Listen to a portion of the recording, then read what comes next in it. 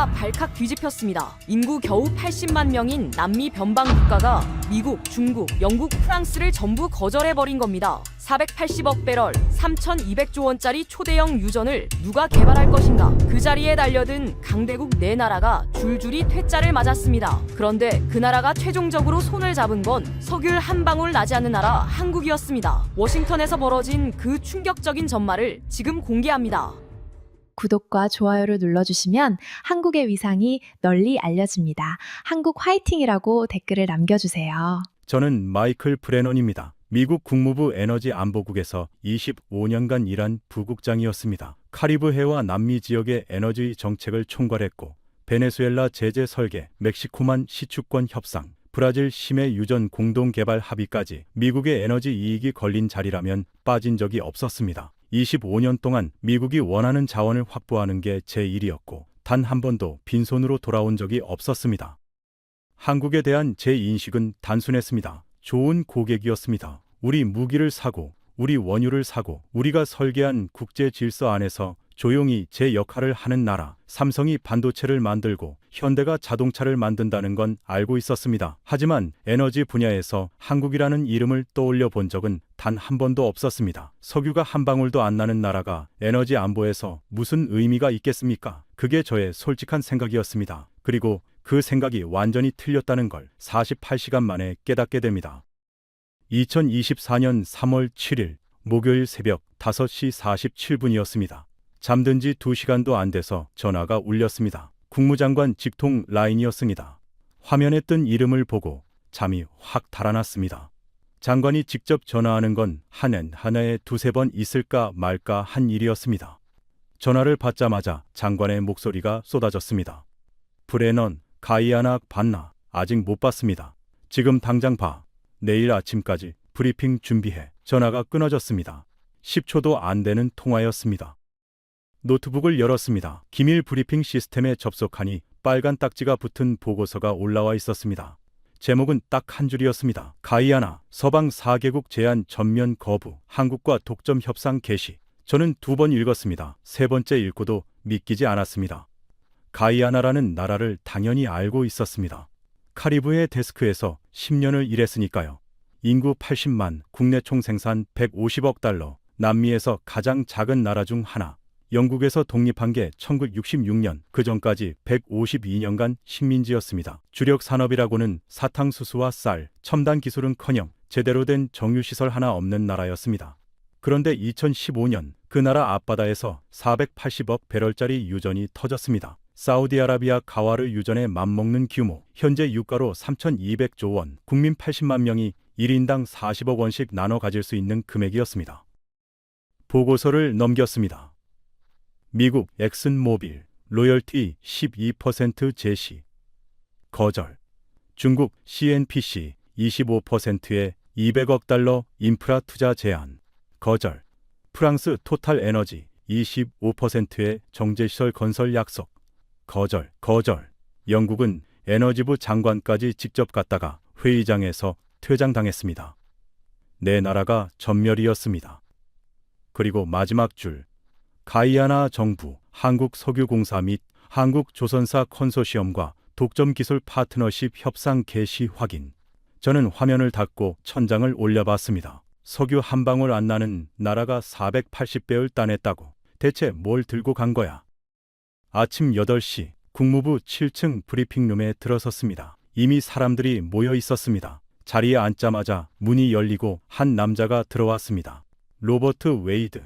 에너지부 차관 보였습니다. 50대 후반, 은발의 검은 정장, 엑슨모빌에서 15년을 일하다 정부로 온 인물이었습니다. 그의 손에는 항상 몽블랑 망연필이 들려 있었습니다. 회의 중에 그 만년필로 탁자를 톡톡 두드리는 버릇이 있었는데 그 소리가 나기 시작하면 누군가를 압박하겠다는 신호였습니다. 웨이드가 저를 보자마자 말했습니다. 브레넌, 상황 파악했나? 네, 대충이 아니라 정확히 파악해야 해. 그가 의자를 당기며 앉았습니다. 만년필이 탁자 위에서 톡톡 소리를 냈습니다. 한국이 가이아나에 들어가면 우리 카리브해 에너지 공급망에 구멍이 뚫려. 그건 곧 안보 문제야. 그의 눈이 저를 찔러봤습니다. 48시간 안에 보고서를 올려. 장관이 월요일 아침 회의에서 쓸 거야. 한국을 어떻게 대체할 수 있는지, 아니면 가이아나를 어떻게 설득할 수 있는지 웨이드가 자리에서 일어서며 덧붙였습니다. 브레넌, 이건 자선 사업이 아니야. 에너지 안보는 미국의 생존이야. 문이 닫혔습니다. 만년필 소리의 잔향이 귀에 남아 있었습니다. 48시간. 저는 시계를 봤습니다. 금요일 아침 8시 12분, 일요일 밤까지.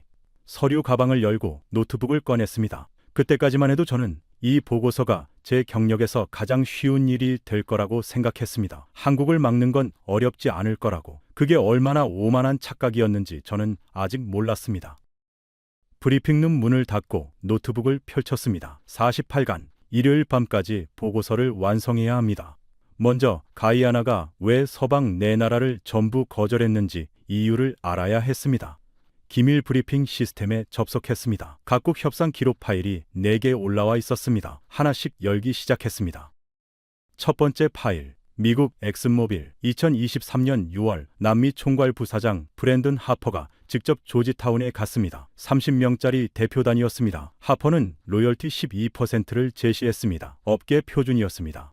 그런데 가이아나 대통령 카시우스 벤턴이 한마디를 던졌습니다. 노르웨이가 70년대에 북해 유전을 발견했을 때 미국이 똑같은 제안을 했습니다. 노르웨이가 뭐라고 했는지 아십니까? 하퍼가 대답하지 못했습니다. 노르웨이는 거절했습니다. 직접 국영기업을 만들어서 개발했습니다. 지금 노르웨이 국부 펀드가 1조 7천 달러입니다. 국민 1인당 30만 달러씩 돌아가는 돈입니다. 12%를 받고 나머지 88%를 넘기라는 말씀이십니까? 하퍼는 3시간 만에 회의실을 나왔습니다. 보고서에 적힌 하퍼의 메모는 딱 한 줄이었습니다. 이 나라 대통령 보통 내기가 아님. 두 번째 파일, 중국 CNPC 2023년 9월 특사 리정호가 40명을 이끌고 왔습니다. 조건은 파격적이었습니다. 로열티 25%. 거기에 200억 달러 규모의 인프라 투자, 항구, 철도, 고속도로까지 전부 지어주겠다는 제안이었습니다. 숫자만 보면 거절할 이유가 없었습니다. 그런데 벤턴 대통령 옆에 앉아있던 기술이사 네이선 포브스가 종이도 안 보고 계산을 시작했습니다. 200억 달러, 이자 포함 총 상환액 320억 달러, 매년 13억 달러씩 25년. 가이아나 국가 예산이 28달러인데 절반을 빚 갚는 데 쓰라는 겁니까? 그리고 한마디를 더 던졌습니다. 스리랑카 한반토타 항구 99년 임대 못 갚으면 유전도 가져가실 겁니까? 리정호의 손이 떨리기 시작했다고 기록되어 있었습니다. 얼굴이 창백해졌다는 메모도 붙어 있었습니다. 세 번째 파일, 프랑스 토탈 에너지 2023년 12월 해외 자원개발 이사가 갔습니다. 로열티 25%의 정제시설 건설까지 약속했습니다. 조건만 보면 가장 화려했습니다. 3D 그래픽으로 만든 프레젠테이션, 시추선 이미지, 정제시설 조감도까지 완벽하게 준비해 갔습니다. 그런데 정제시설 위치가 프랑스 마르세유였습니다. 가이아나가 아니라 프랑스 땅에 짓겠다는 겁니다. 가이아나 국민 고용은 현장 노동자 1200명, 80만 국민 중 1200명이었습니다. 네이선이 또 끼어들었습니다. 토탈 에너지가 아프리카에서 교육시킨 현지 인력의 70%가 결국 유럽 본사에서 일하고 있습니다. 가이아나에 남는 건 30%뿐입니다. 150년 전과 뭐가 다릅니까? 벤턴 대통령이 한마디로 정리했습니다. 그때는 사탕수수였고 지금은 석유일 뿐. 구조는 똑같습니다. 회의실 온도가 3도는 내려간 것 같았다고 프랑스 측 참석자가 적어놨습니다. 네 번째 파일, 영국. 이건 읽으면서 소름이 돋았습니다. 에너지부 장관 로렌스 캠벨이 직접 전용기를 타고 갔습니다. 장관급이 움직인 겁니다. 영국과 프랑스, 네덜란드까지 합친 유럽 컨소시엄을 꾸려서 22%를 제시했습니다. 캠벨 장관이 회의실에 들어서며 한 첫마디가 이겁니다. 가이아나는 영연방 국가입니다. 우리는 가족이나 다름없죠. 저는 그 문장에 밑줄을 그었습니다. 152년간 식민 지배를 한 나라가 가족이라는 단어를 꺼낸 겁니다. 벤턴 대통령이 물었습니다. 영국이 151년간 이 땅을 지배하면서 학교를 몇 개 지었습니까? 침묵. 병원은요? 침묵. 도로는요? 침묵. 대통령의 손바닥이 테이블을 내리쳤습니다. 하나도 안 지었습니다. 당신들은 가져가기만 했습니다. 캠벨 장관은 후회하실 겁니다 라는 말을 남기고 문을 박차고 나갔습니다. 영국 에너지부 장관이 인구 80만짜리 나라 회의실에서 쫓겨난 겁니다. 보고서 말미에 영국 대사관이 붙인 메모가 있었습니다. 해당 국가와의 에너지 협상 재개 가능성 제로 파일 4개를 다 읽고 의자에 기대어 앉았습니다. 커피가 식어 있었습니다. 차가운 커피를 한 모금 삼켰습니다. 쓴맛이 목구멍을 긁었습니다. 시계를 봤습니다. 벌써 3시간이 지나 있었습니다. 남은 시간 45시간. 솔직히 말하면 놀랐습니다. 인구 80만, GDP 150억 달러짜리 나라가 세계 최강대국 4개를 상대로 한치도 물러서지 않은 겁니다. 벤턴이라는 사람, 그리고 옆에 붙어있는 기술이사 네이선이라는 사람. 이 두 사람이 노르웨이 국부펀드부터 스리랑카 한반토타까지 세계 자원 외교의 모든 사례를 꿰뚫고 있었습니다. 공항 활주로가 갈라진 나라였습니다. 아스팔트 틈새로 잡초가 자라는 나라였습니다. 그런데 그 나라의 지도자들은 서방이 들이미는 숫자의 함정을 단 한 번도 빠지지 않고 피해갔습니다. 하지만 그래도 의문은 남았습니다. 서방을 거절한 건 알겠습니다. 그런데 왜 하필 한국입니까? 석유가 한 방울도 안 나오는 나라입니다. 자원 개발 경험이 거의 없는 나라입니다. 미국도, 중국도, 영국도, 프랑스도 안 되는데 한국은 된다. 말이 안 됐습니다. 그때 브리핑룸 문이 노크 없이 열렸습니다. 젊은 여자가 서류 뭉치를 안고 들어왔습니다. 사라 첸, 에너지 안보국 소속 분석관이었습니다. 30대 초반 스탠퍼드에서 에너지공학 박사를 받은 인재였습니다. 말수가 적고 표정 변화가 거의 없는 사람이었는데 그날은 달랐습니다. 눈이 반짝이고 있었습니다. 부국장님, 한국 자료를 좀 보셔야 할 것 같습니다. 사라가 서류를 탁자 위에 내려놓았습니다. 표지에 빨간 글씨로 적혀 있었습니다. 대한민국 해양 플랜트 산업 현황 분석. 저는 서류를 집어들었습니다. 그리고 첫 페이지를 넘기는 순간 48시간이 아니라 48일이 필요하다는 걸 깨달았습니다. 사라가 가져온 서류를 펼쳤습니다. 첫 페이지부터 숫자가 쏟아졌습니다. LNG선 세계 점유율 94%. 눈을 비비고 다시 봤습니다. 94%. 오타가 아니었습니다. 전 세계에서 LNG선을 제대로 만들 수 있는 나라가 사실상 한국뿐이라는 뜻이었습니다. 미국도 못 만듭니다. 영국도 못 만듭니다. 중국은 기술이 부족해서 아직 초보 단계입니다. 페이지를 넘겼습니다. FPSO. 바다 위에 떠서 원유를 뽑아내고 저장하는 초대형 해양 구조물. 길이 340m, 축구장 3개를 합친 크기입니다. 이걸 만들 수 있는 곳이 전 세계에 4군데뿐인데 그중 3곳이 한국이었습니다. 세계 점유율 71%. 삼성중공업 1위, HD현대중공업 2위, 하나오션 3위. 다음 페이지. 향상된 석유 회수 기술. 기존 심해 유전의 평균 회수율이 60에서 70%인데 한국이 개발한 기술을 적용하면 90%까지 끌어올릴 수 있다고 적혀 있었습니다. 서류를 내려놓았습니다. 손끝이 미세하게 떨리고 있었습니다. 사라, 이 자료 출처가 어디야? 국제에너지기구 보고서, 로이드 성급 데이터, 그리고 노르웨이 에퀴노르가 발주한 기술평가 보고서입니다. 사라의 목소리는 담담했습니다. 제가 3달 전부터 추적하고 있었습니다. 3달 전부터? 네. 가이아나가 서방 제안을 하나씩 거절하기 시작했을 때부터 한국 쪽 동향이 심상치 않았습니다. 저는 사라를 쳐다봤습니다.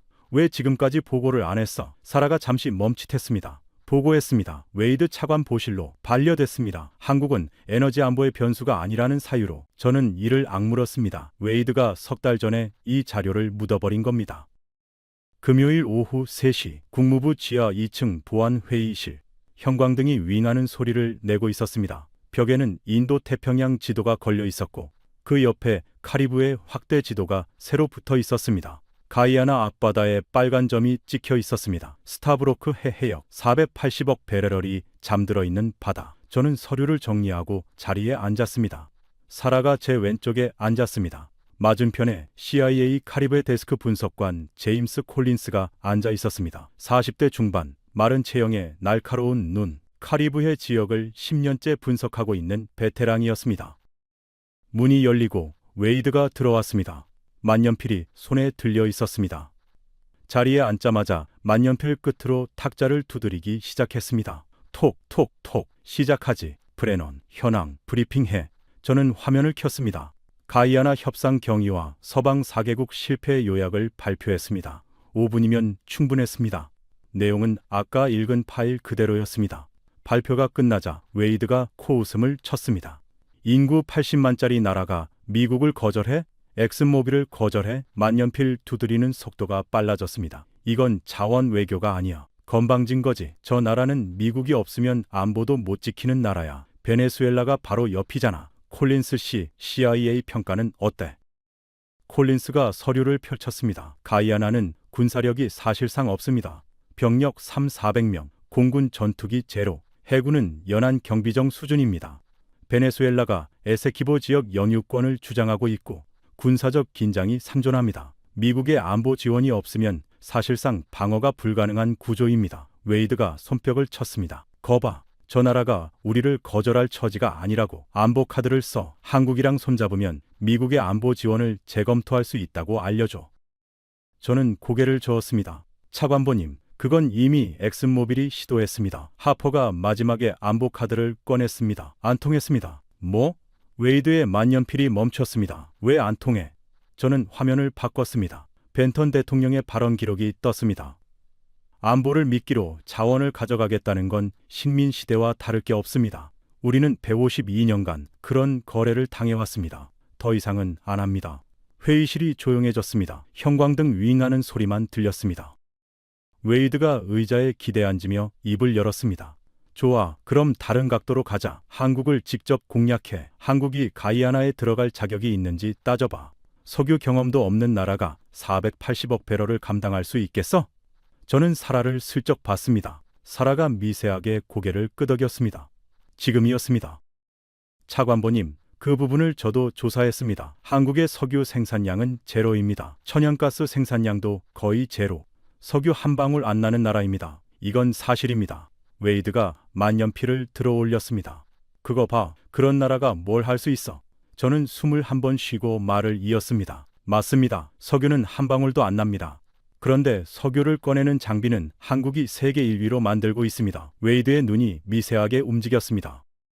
사라가 화면을 전환했습니다. 데이터가 쏟아졌습니다. FPSO 세계 건조 실적 1위 삼성중공업, 2위 HD 현대중공업, 3위 하나오션, 세계 시장 점유율 한국 71%, LNG선 세계 점유율 94%, 해양 플랜트 시장 점유율 70%.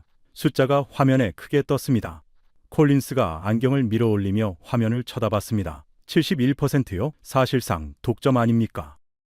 저는 말을 이었습니다. FPSO라는 건 바다 위에 떠서 원유를 뽑아내고 저장하는 초대형 구조물입니다. 길이 340m, 축구장 3개를 합친 크기입니다. 이걸 만들 수 있는 곳이 전 세계에 4군데뿐입니다. 한국이 3곳, 싱가포르가 1곳, 미국은 만들 수 없습니다. 영국도 프랑스도 만들 수 없습니다. 웨이드의 만년필이 멈춰 있었습니다. 두드리는 걸 잊은 것 같았습니다. 그리고 결정적인 숫자가 있습니다. 회수율입니다. 사라가 다음 슬라이드를 넘겼습니다. 심해 유전의 평균 회수율은 60에서 70%입니다. 엑슨모빌이 가이아나에 제시한 목표 회수율도 65%였습니다. 한국이 제시한 목표는 90%입니다. 웨이드가 몸을 앞으로 기울였습니다. 90%? 그게 가능해? 사라가 대답했습니다. 한국이 개발한 향상된 석유 회수 기술입니다. 고압가스 주입, AI 기반 실시간 분석, 스마트 센서 수천 개를 동시 운용하는 시스템입니다. 브라질 산토스 해역에서 적용 전 62%, 적용 후 87%, 노르웨이 스베르드루프 유전에서 적용 전 68%, 적용 후 84%. 이미 검증된 기술입니다. 저는 계산을 보여줬습니다. 480억 배럴 기준, 회수율 65%면 312억 배럴입니다. 회수율 90%면 432억 배럴입니다. 차이가 120억 배럴. 배럴당 80달러 갤러로 계산하면 9,600억 달러, 하나로 약 1,200조 원입니다. 회의실이 조용해졌습니다. 콜린스의 입이 반쯤 열려 있었습니다. 사라는 표정 변화 없이 화면을 쳐다보고 있었습니다. 웨이드만 만년필을 움켜쥔 채 아무 말도 하지 않았습니다. 1,200조 원. 그 숫자가 형광등 불빛 아래서 하얗게 빛나고 있었습니다. 웨이드가 5초쯤 지나서 입을 열었습니다. 그건 이론적 수치야. 실제로 90%가 나올 거란 보장이 어딨어. 목소리가 아까보다 작아져 있었습니다. 저는 고개를 끄덕였습니다. 맞습니다. 이론과 현실은 다릅니다. 하지만 가이아나 스타브로크 해역은 지층 구조가 균질해서 오히려 기존 적용 사례보다 더 높은 수치가 나올 수 있다는 게 기술 평가입니다. 그리고 한 가지 더 중요한 게 있습니다. 비용입니다. 이 기술의 배럴당 추가 비용이 얼마인지 아십니까? 웨이드가 대답하지 않았습니다. 4달러입니다. 미국이 같은 기술을 검토했을 때 견적이 15달러였습니다. 한국이 5년간 연구해서 4달러까지 낮췄습니다. 웨이드의 턱 근육이 미세하게 움직였습니다. 하지만 그는 반박하지 않았습니다. 숫자 앞에서 할 말이 없었던 겁니다. 웨이드가 자리에서 일어났습니다. 10분 쉬자. 화장실로 향하는 그의 뒷모습을 봤습니다. 어깨가 아까보다 약간 처져 있었습니다. 만년필은 주머니에 넣은 채였습니다. 저는 복도로 나왔습니다. 형광등 불빛이 차가웠습니다. 벽에 기대서니 등이 시원했습니다. 시계를 봤습니다. 금요일 오후 5시 반, 남은 시간 38시간. 사라가 커피 2잔을 들고 다가왔습니다. 종이컵에서 김이 올라오고 있었습니다. 한 잔을 건네며 말했습니다. 부국장님, 이 자료도 보셔야 합니다. 아까 회의에서 못 꺼낸 겁니다. 서류 한 장을 내밀었습니다. 제목은 서방 에너지 기업 현지 인력 운용 실태 비교 분석이었습니다. 커피를 한 모금 마시고 서류를 읽기 시작했습니다. 숫자가 잔인했습니다. 나이지리아, 쉘이 40년간 운영했습니다. 현지 고용 비율, 초기 약속 80%, 실제 달성 34%, 기술직 중 나이지리아인 비율 11%, 나이지리아 니제르 델타 지역 주민들은 40년간 가스 플레어링 불빛 아래서 살았습니다. 암 발생률이 주변 지역의 3배였습니다. 쉘이 떠난 뒤 남은 건 오염된 강과 검게 죽은 맹그로브 숲뿐이었습니다. 앙골라, 토탈 에너지가 30년간 운영했습니다. 교육 프로그램으로 배출한 현지 엔지니어 2,400명 중 1,700명이 유럽 본사로 이직했습니다. 현지 잔유율 29%. 가봉, BP 운영 25년, 정제 시설 없음, 원유 전량 수출, 현지 부가가치 창출 제로, 적도기니, 차드, 콩고 전부 같은 패턴이었습니다. 자원을 꺼내서 본국으로 가져가고 현지에는 빈 구멍만 남기는 구조. 저는 서류를 접었습니다. 사라, 솔직히 말해봐. 한국 모델은 뭐가 다른 거야? 사라가 커피를 내려놓았습니다. 구조 자체가 다릅니다. 서방 모델은 자원을 가져오는 겁니다. 최대한 많이, 최대한 빨리. 그래서 정제시설을 본국에 짓고 핵심 기술직은 본국 인력으로 채우고 현지에는 단순 노동자만 고용합니다. 한국은 정반대입니다. 정제시설을 현지에 짓겠다고 했습니다. 가이아나 청년 2,000명을 한국에서 교육시키겠다고 했습니다. 5년 안에 운영권을 완전히 이전하겠다고 했습니다. 저는 고개를 갸우뚱거렸습니다. 그럼 한국은 뭘로 먹고 사는 거야? 30% 가져가는 걸로 되겠어? 사라가 고개를 끄덕였습니다. 그게 핵심입니다. 다음 라운드에서 설명드리겠습니다. 복도 끝에서 콜린스가 걸어오고 있었습니다. 손에 태블릿을 들고 있었는데 화면을 쳐다보는 표정이 복잡했습니다. 브레넌 부국장님, 네, 아까 그 회수율 데이터 제가 따로 확인해 봤습니다. CIA 기술평가팀에 연락했습니다. 버지니아 본부에 있는 에너지 분석 전문관한테 직접 물어봤습니다. 그래서 사실입니다. 콜린스가 태블릿을 보여줬습니다. 브라질 산토스 해역 데이터, 노르웨이 스베르드루프 데이터 전부 확인됐습니다. 한국 기술이 진짜입니다. 그런데 한 가지 더 나왔습니다. 제가 물어보지도 않았는데 기술평가팀 쪽에서 먼저 이야기해 준 겁니다. 뭔데? 한국이 가이아나에 제시한 FPSO 건조 기간이 24개월입니다. 우리가 같은 규모 FPSO를 검토했을 때 최소 48개월이었습니다. 절반입니다. 기술평가팀 전문관이 하는 말이 자기들도 이 데이터 보고 놀랐다고 합니다. 콜린스의 눈이 진지했습니다. 솔직히 어떻게 생각해? 콜린스가 잠시 망설였습니다. 주위를 둘러보고 목소리를 낮췄습니다. 솔직히요? 우리가 과소평가한 것 같습니다. 한국을. 그 말을 듣는 순간 복도 끝에서 문 여는 소리가 났습니다. 웨이드가 돌아오고 있었습니다. 콜린스가 입을 다물었습니다. 회의가 재개됐습니다. 웨이드가 먼저 입을 열었습니다. 만년필이 다시 탁자를 두드리기 시작했습니다. 좋아, 한국 기술이 좋다는 건 인정하지. 배 잘 만들고 회수율 기술도 있고. 그런데 한 가지 치명적인 문제가 있어. 웨이드가 몸을 앞으로 기울였습니다. 70%. 한국이 가이아나에 70%를 주겠다고 했지? 네. 우리 엑슨모빌은 12%를 제시했어. 중국이 25%, 프랑스가 25%, 한국이 70%. 웨이드가 손가락을 꼽았습니다. 그럼 한국은 30%만 가져가겠다는 거야. 480억 배럴의 30%, 나머지 70%는 공짜로 주겠다고. 웨이드가 피식 웃었습니다. 이건 사업이 아니야. 자선 사업이지. 자선 사업은 오래 못 가. 한국이 3년 하다가 손 떼면 가이아나는 끝장이야. 기술 이전 5년이면 된다고. 우리 엑슨모빌이 나이지리아에서 40년을 투자하고도 기술 이전을 완수 못했는데 한국이 5년 만에 해? 웃기는 소리야. 웨이드가 의자 등받이에 기대며 팔짱을 꼈습니다. 3년 후에 한국이 돈이 안 된다고 철수하면 가이아나는 울면서 우리한테 돌아올 거야. 그때 우리 조건으로 들어가면 돼. 저는 사라를 봤습니다. 사라가 화면을 전환했습니다. 차관보님, 한국의 수익 구조를 분석해 봤습니다. 화면에 도표가 떴습니다. 한국의 30%는 단순 로열티가 아닙니다. 첫째, FPSO 건조 수주. 가이아나 해역에 최소 6기의 FPSO가 필요합니다. 기당 건조 비용 약 40억 달러, 6기면 240억 달러입니다. 이 물량이 전부 한국 조선소로 갑니다. 둘째, 기술 라이선스. 회수율 향상 기술, 디지털 트윈 시스템, 스마트 센서 네트워크의 사용료가 연간 수억 달러 규모입니다. 셋째, 후방산업 연계. FPSO 한 기에 들어가는 부품이 200만 개입니다. 한국 중소기업 수백 곳이 부품을 납품합니다. 넷째, 정제시설 건설. 한국 건설사가 시공합니다. 사라가 합산 수치를 보여줬습니다. 한국이 30% 로열티로 가져가는 금액보다 건조, 기술료, 부품, 건설로 벌어들이는 금액이 더 큽니다. 가져가는 게 아니라 만들어서 버는 겁니다. 착취가 아니라 생산입니다. 웨이드의 만년필이 탁자 위에 소리 없이 놓여 있었습니다. 손가락이 만년필 위에 올려져 있었지만 두드리지 않았습니다. 콜린스가 조심스럽게 입을 열었습니다. 차관보님, 제가 카리브해를 10년 분석했습니다. 솔직히 말씀드리면 이 모델이 사실이라면 우리 기존 접근이 전부 틀린 겁니다. 우리는 자원을 확보하는 데만 집중했습니다. 한국은 자원을 매개로 산업 전체를 수출하고 있습니다. 차원이 다른 겁니다. 웨이드가 콜린스를 쏘아봤습니다. 눈에 경고가 담겨 있었습니다. 콜린스, 넌 분석관이야. 정책은 내가 해. 콜린스의 입이 닫혔습니다. 하지만 그의 눈빛은 닫히지 않았습니다. 뭔가가 바뀌고 있었습니다. 웨이드가 자리에서 일어났습니다. 오늘은 여기까지. 내일 아침에 이어서 하자. 브레넌, 보고서 초안, 내일 오전까지 올려.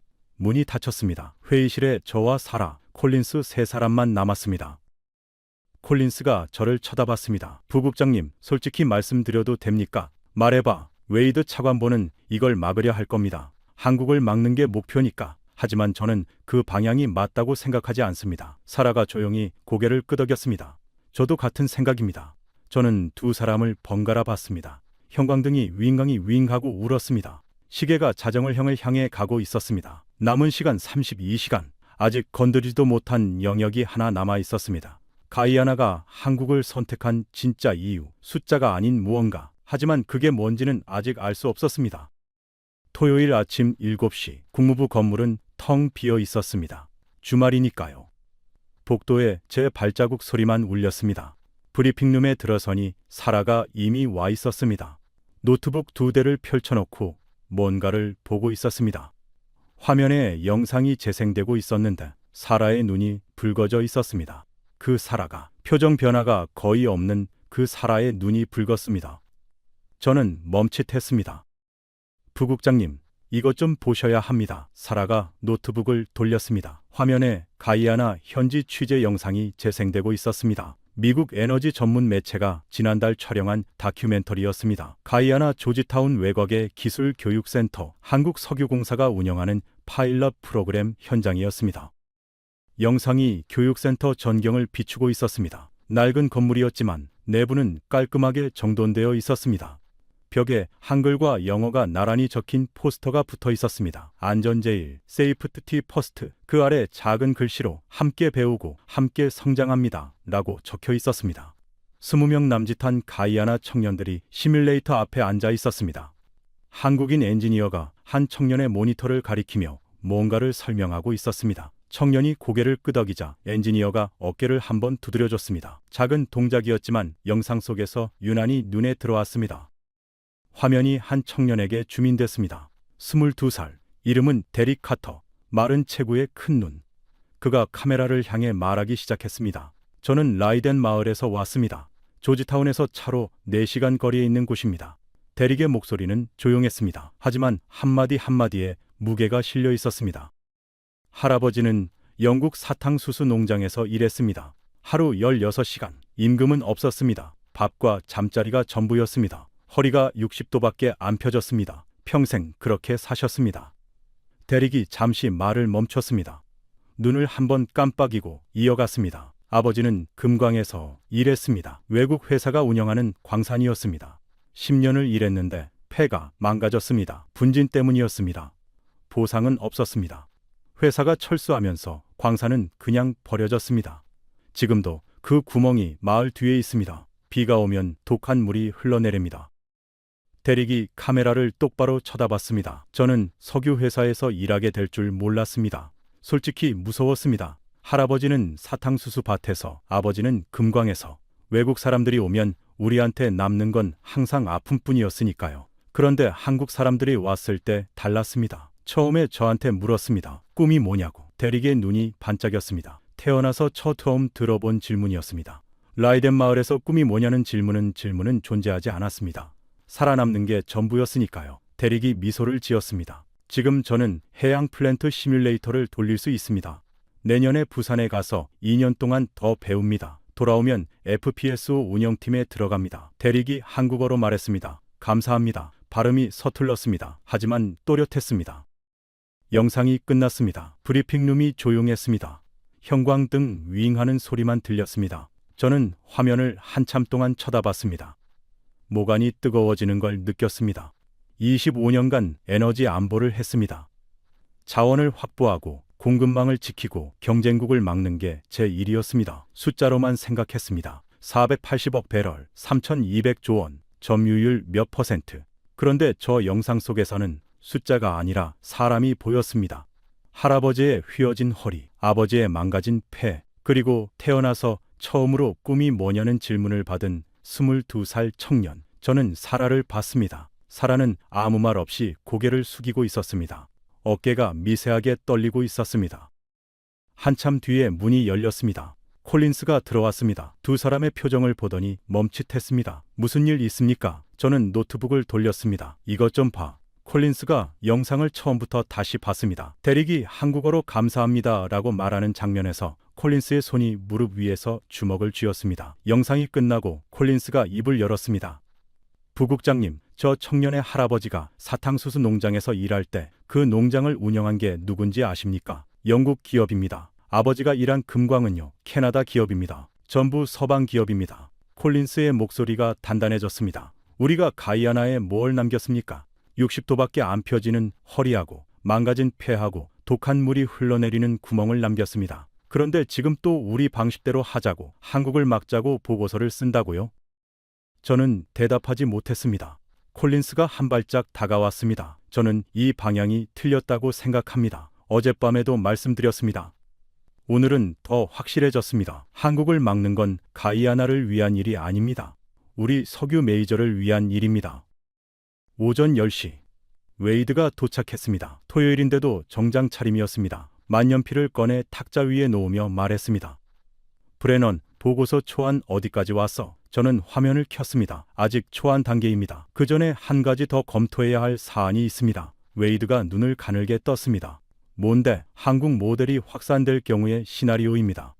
웨이드의 표정이 굳어졌습니다. 만년필을 집어들었습니다. 톡톡 다시 시작됐습니다. 사라가 화면을 전환했습니다. 현재 한국 모델에 관심을 표명한 국가 리스트입니다. 화면에 지도가 떴습니다. 빨간 점이 하나씩 찍혔습니다. 수리남, 가이아나 바로 옆 나라입니다. 올해 초 대통령이 직접 한국을 방문했습니다. 모잠비크, 동아프리카 최대 천연가스 매장국입니다. 토탈에너지와의 기존 계약을 재검토하겠다고 공식 발표했습니다. 세네갈, 서아프리카 신규 유전 발견국입니다. 대통령이 취임 연설에서 자원 주권을 강조했습니다. 10년간 서방 모델로 운영했지만 국민 체감 효과가 거의 없어서 의회가 계약 조건 재협상을 결의했습니다. 우간다, 내륙 유전 개발을 앞두고 중국과 서방 사이에서 제3의 선택지를 찾고 있습니다. 5개국, 이미 5개국이 한국에 비공식 접촉을 했습니다. 웨이드의 얼굴에 핏줄이 섰습니다. 이게 바로 내가 말한 문제야. 한국 모델이 퍼지면 아프리카, 남미 전부 70%를 요구하기 시작해 12%로 계약하던 시대가 끝나는 거야. 서방 에너지 산업 전체가 흔들린다. 그러니까 지금 막아야 한다고. 웨이드가 탁자를 내리쳤습니다. 만년필이 튀었습니다. 이건 가이아나 하나의 문제가 아니야. 에너지 패권의 문제야. 저는 숨을 한번 깊이 쉬었습니다. 맞습니다. 서방 에너지 산업이 흔들릴 겁니다. 12% 시대는 끝날 수 있습니다. 웨이드가 저를 쏘아봤습니다. 그런데 차관보님, 한 가지만 여쭤보겠습니다. 152년간 착취당한 나라가 처음으로 공정한 거래를 만난 겁니다. 그걸 막는 게 미국의 국익입니까? 회기실이 얼어붙었습니다. 웨이드의 만년필이 바닥에 떨어졌습니다. 죽지 않았습니다. 콜린스가 입을 열었습니다. 저도 같은 생각입니다. 이건 막을 일이 아닙니다. 사라가 고개를 들었습니다. 세 사람의 눈이 같은 말을 하고 있었습니다. 웨이드가 세 사람을 한 명씩 쳐다봤습니다. 5초, 10초, 15초. 웨이드가 천천히 의자에 기대앉았습니다. 팔짱을 풀었습니다. 한마디도 하지 않았습니다. 그 침묵이 어떤 대답보다 무거웠습니다. 웨이드가 나간 뒤 회의실에 세 사람만 남았습니다. 시계를 봤습니다. 토요일 오후 1시, 남은 시간 19시간. 저는 노트북을 당겼습니다. 보고서를 써야 합니다. 사라, 콜린스. 두 사람을 봤습니다. 도와줄 수 있겠어? 사라가 고개를 끄덕였습니다. 콜린스가 의자를 당겨 앉았습니다. 당연하죠. 원래 보고서의 제목은 이미 정해져 있었습니다. 웨이드가 지시한 제목이었습니다. 가이아나 한국 독점 파트너십 대응 방안, 대체 전략 및 설득 시나리오, 한국을 막는 보고서. 저는 그 제목을 타이핑했습니다. 글자가 화면에 떴습니다. 손가락이 키보드 위에서 멈췄습니다. 커서가 깜빡거렸습니다. 대륙의 얼굴이 떠올랐습니다. 꿈이 뭐냐고. 태어나서 처음 두 번 들어본 질문이었습니다. 저는 제목 전체를 드래그하고 삭제 키를 눌렀습니다. 빈 화면이 됐습니다. 사라가 조용히 말했습니다. 부국장님, 사실대로 쓰시면 됩니다. 사실대로. 저는 고개를 끄덕였습니다. 그리고 적었습니다. 가이아나 스타브로크 해역 개발 현황 분석. 한국 모델의 구조와 함의. 한국을 막는 보고서가 아니라 한국을 분석하는 보고서. 방향이 완전히 바뀐 겁니다. 이걸 올리면 웨이드가 가만히 있지 않을 거라는 건 알고 있었습니다. 하지만 이미 결심이 섰습니다. 세 사람이 밤새 작업했습니다. 사라가 기술 데이터를 정리했습니다. FPSO 점유율, LNG선 점유율, 회수율 비교표, 비용 분석, 숫자 하나하나를 원본 출처와 대조했습니다. 틀린 숫자가 하나라도 있으면 웨이드가 물고 늘어질 게 뻔했으니까요. 콜린스가 지정학적 평가를 썼습니다. 카리브해 안보 환경, 베네수엘라 리스크, 한국 파트너십이 미국 안보에 미치는 실질적 영향. CIA 분석관답게 문장 하나하나가 칼날 같았습니다. 저는 종합 분석과 권고안을 작성했습니다. 새벽 2시쯤 막히기 시작했습니다. 권고안의 마지막 문장이 써지지 않았습니다. 한국을 막지 말라고 쓰는 건 쉬웠습니다. 그런데 그 다음이 문제였습니다. 그럼 미국은 뭘 해야 합니까? 저는 의자에 기대앉아 천장을 올려다봤습니다. 사라가 샌드위치를 가져왔습니다. 어디서 구해온 건지 모르겠지만 마요네즈 범벅이었습니다. 셋이서 말없이 먹었습니다. 창밖은 까맣고 형광등만 하얗게 빛나고 있었습니다. 콜린스가 입을 열었습니다. 부국장님, 너무 복잡하게 생각하시는 것 같습니다. 핵심은 간단합니다. 한국은 가져가지 않고 남겼습니다. 우리는 150년간 가져가기만 했습니다. 미국이 해야 할 건 한국을 막는 게 아니라 한국한테서 배우는 겁니다. 저는 콜린스를 쳐다봤습니다. 그리고 키보드를 당겼습니다. 손가락이 움직이기 시작했습니다. 일요일 아침 6시, 보고서가 완성됐습니다. 47페이지, 마지막 페이지의 권고안을 소리내어 읽었습니다. 가이아나는 한국을 선택한 것이 아니다. 서방이 150년간 제시하지 못한 것을 한국이 처음 제시한 것이다. 기술을 남기고 사람을 키우고 운영권을 넘기는 모델. 미국은 이 모델을 막을 것이 아니라 연구해야 한다. 12% 시대는 끝났다. 새로운 자원 외교의 패러다임을 준비해야 한다. 사라가 고개를 끄덕였습니다. 콜린스가 말했습니다. 이걸로 가시죠. 오전 8시. 웨이드에게 먼저 보여줘야 했습니다. 그게 절차였습니다. 웨이드의 사무실 문을 노크했습니다. 들어와. 책상 앞에 앉아있는 웨이드에게 보고서를 내밀었습니다. 웨이드가 표지를 봤습니다. 눈이 가늘어졌습니다. 제목이 바뀌었네. 네, 표지를 넘겼습니다. 첫 페이지, 두 번째 페이지. 읽는 속도가 점점 빨라졌습니다. 중간쯤에서 손이 멈췄습니다. 권고한 페이지를 펼쳤습니다. 읽었습니다. 만년필이 책상 위에 있었습니다. 손이 만열쪽으로 갔다가 멈췄습니다. 브레넌, 웨이드의 목소리가 낮았습니다. 이걸 올리면 내 커리어는 끝이야. 알고 있지? 저는 알고 있었습니다. 25년간 쌓아온 경력, 국무부 에너지안보국 부국장. 이 보고서 하나로 전부 날아갈 수 있었습니다. 웨이드가 보고서를 탁자 위에 내려놓았습니다. 내가 원한 건 이게 아니야. 한국을 막으라고 했지. 한국을 연구하라고 안 했어. 저는 숨을 한번 쉬었습니다. 차관보님, 커리어보다 중요한 게 있습니다. 웨이드가 저를 쳐다봤습니다. 뭐가 더 중요해? 사실입니다. 저는 웨이드의 눈을 똑바로 봤습니다. 이 보고서에 적힌 모든 숫자는 사실입니다. 한국의 기술이 사실이고, 한국의 조건이 사실이고, 서방이 150년간 저 나라에 한 일도 사실입니다. 사실을 숨기는 보고서를 올릴 수는 없습니다. 웨이드가 입을 열었습니다. 넌 큰 그림을 못 보는 거야. 한국 하나 막는 게 문제가 아니라 이 모델이 퍼지는 걸 막아야 해. 아프리카에서, 남미에서, 동남아에서 전부 70%를 요구하면 어떻게 되는지 생각해봤어. 저는 고개를 끄덕였습니다. 생각해봤습니다. 보고서 34페이지에 시나리오 분석이 있습니다. 웨이드가 해당 페이지를 펼쳤습니다. 읽었습니다. 얼굴에서 표정이 사라졌습니다. 웨이드가 의자에서 일어났습니다. 창가로 걸어갔습니다. 일요일 아침 워싱턴의 하늘이 창밖에 펼쳐져 있었습니다. 포토맥 강 위로 아침 안개가 피어오르고 있었습니다. 웨이드가 한참 동안 창밖을 바라봤습니다. 등이 보였습니다. 엑슨모빌에서 15년, 정부에서 10년, 그 세월의 무게가 등에 실려 있는 것 같았습니다. 돌아서더니 만년필을 집어들었습니다. 주머니에 넣었습니다. 아무 말 없이 문을 열고 나갔습니다. 발소리가 복도에서 점점 멀어졌습니다. 저는 그 발소리가 완전히 사라질 때까지 서 있었습니다. 오전 10시 국무장관실 보고서를 제출했습니다. 장관이 표지를 봤습니다. 한쪽 눈썹이 올라갔습니다. 제목이 내가 예상한 거랑 다른데. 네, 장관님. 장관이 보고서를 읽기 시작했습니다. 10분이 지났습니다. 15분이 지났습니다. 저는 서 있었습니다. 다리가 아팠지만 앉으라는 말이 없었습니다. 장관이 마지막 페이지를 덮었습니다. 고개를 들어 저를 봤습니다. 그래서 한국을 어떻게 막을 수 있나? 저는 대답했습니다. 막을 수 없습니다. 장관의 눈이 미세하게 움직였습니다. 그리고 막아서도 안 됩니다. 왜? 장관이 안경을 벗고 저를 쳐다봤습니다. 한국은 가져가지 않았습니다. 남겼습니다. 기술을 남기고 사람을 키우고 운영권을 돌려줬습니다. 우리가 150년간 한 번도 하지 않은 일입니다. 이걸 막으면 미국이 잃는 건 가이아나 유전이 아닙니다. 신뢰를 잃습니다. 장관이 보고서를 다시 내려다봤습니다. 한참 동안 아무 말이 없었습니다. 창밖으로 워싱턴 기념탑의 흰 꼭대기가 보였습니다. 장관이 천천히 말했습니다. 웨이드는 이거 봤나? 네, 뭐라던가. 제 커리어가 끝날 거라고 했습니다. 장관이 피식 웃었습니다. 그건 내가 정하는 거야. 장관이 보고서 위에 자신의 사인을 했습니다. 펜이 종이 위에서 사각거리는 소리가 났습니다. NSC 회의에 올리지. 저는 고개를 숙였습니다. 다리가 풀리는 걸 느꼈습니다. 48시간이 끝났습니다. 1년 후 저는 국무부를 떠났습니다. 자의 반 타의 반이었습니다.